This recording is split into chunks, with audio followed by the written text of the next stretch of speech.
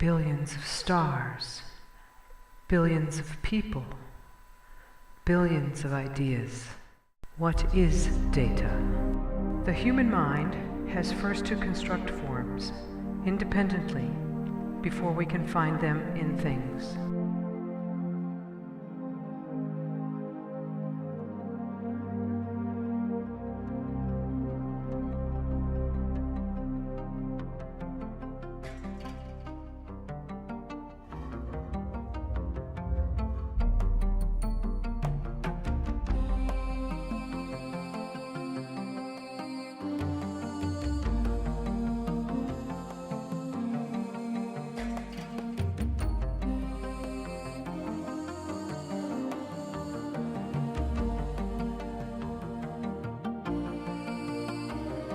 Measure what is measurable, and make measurable what is not so.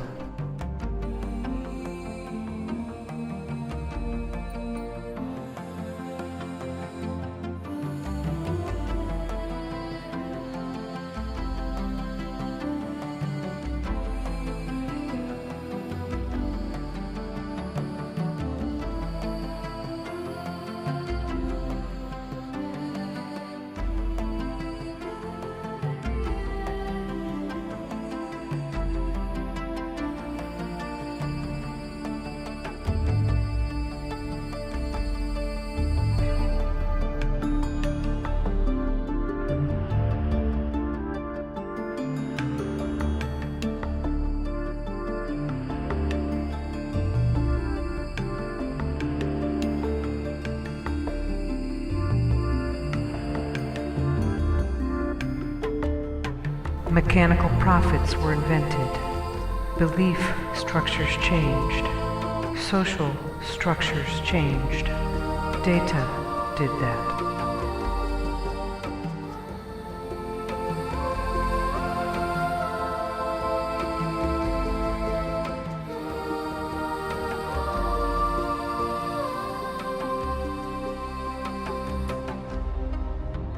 What if trees could tell us their stories? What if trees could answer our questions?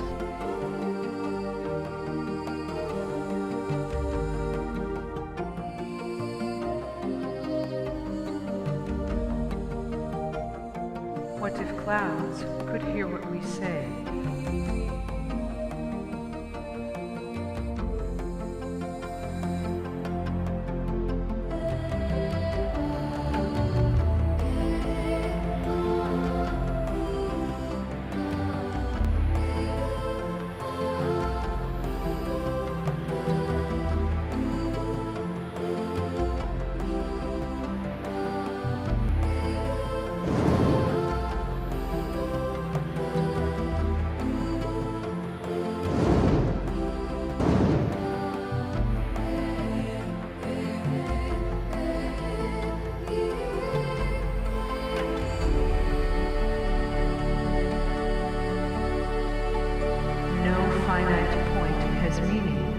Without an infinite reference point.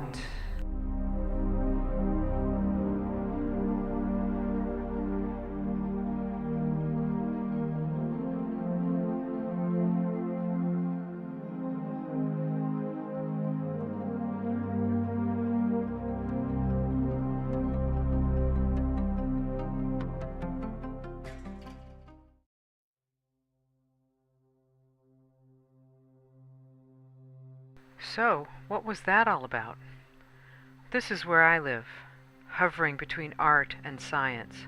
This is where I live to work on the creation of new things, new bridges between these two realms. The Tidal Mills project started, like most things, with a casual what-if conversation between Ben Lindquist and me. We were sitting around a virtual campfire in Second Life, just talking about art and technology, and I realized that we had a common foundation supporting our interests. It was data. Data, what's that? The documentation of change. But I thought, could it also be an engine? What data do we have that records a large engine? Looking out over the virtual sea, I thought, tides. We have tidal data, lots of it, and readily accessible too. Then the next jump. Data is an engine. Tidal data is rhythmic, powerful, and almost a perpetual motion machine. What if it could animate something, the same way a motion capture file makes our avatars dance? Ben and I looked at each other. We knew it was going to be a kinetic sculpture, tidal data driven and living in a virtual world. Why not use Glasshouse to display a database in a new way?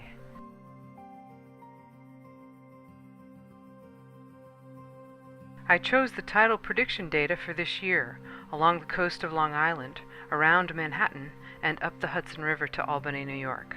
Although I wasn't sure, I felt that we would see a cascade effect as the tide came west along the land, and I chose locations that would string out these sculptures in a scaled-down relationship to the actual location of the tidal gauges they keep along the shore.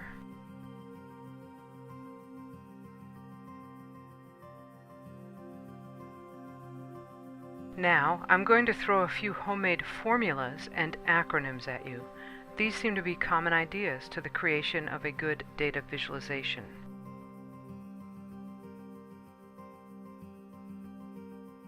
SOTD, spirit of the data.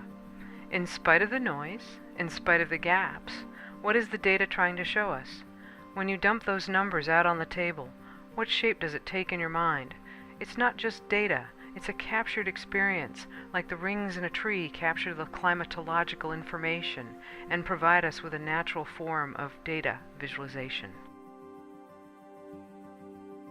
No UBS. No universal belief system. Just because you expect something to happen, do not try to see it in your data display. There was no cascade effect on a regular basis in our tidal mills. Let go of the expectations. Look at it from the corner of your eye. Stay fresh and new to the experience. I equals DS. Interactivity equals data selection. If you can interact with a device that sends out data, you will automatically be making data selection. In spite of sophisticated tide gauges, we still need tidal observers and their human point of view to have the complete picture. When you collect data, what filters you choose, even just where you observe it from, all influence the meaning it will have to you. Artistic delivery of data plus threshold of interaction equals greater engagement. An artistic approach makes you engage with the data. Is the data cyclical, linear, phased? Will the data create a sculptural display of information that allows us to understand the influence of several factors simultaneously as we walk around it, observing its form? Immersion in a virtual world is compelling. Immersion in a virtual world that is under the influence of data coming in from the real world is mind-blowing. Think about it, how it works like a two-way mirror, allowing us to see in and out at the same time. The magic that is possible, the scale that is possible, the reach that is possible in a virtual world allows us to share more, envision more, and understand more. If Tim Berners-Lee gets his wish, all the world's databases will soon be able to intersect with one another. How will we deal with that avalanche of new connections? How will we make music from the cacophony? What will it lead us to?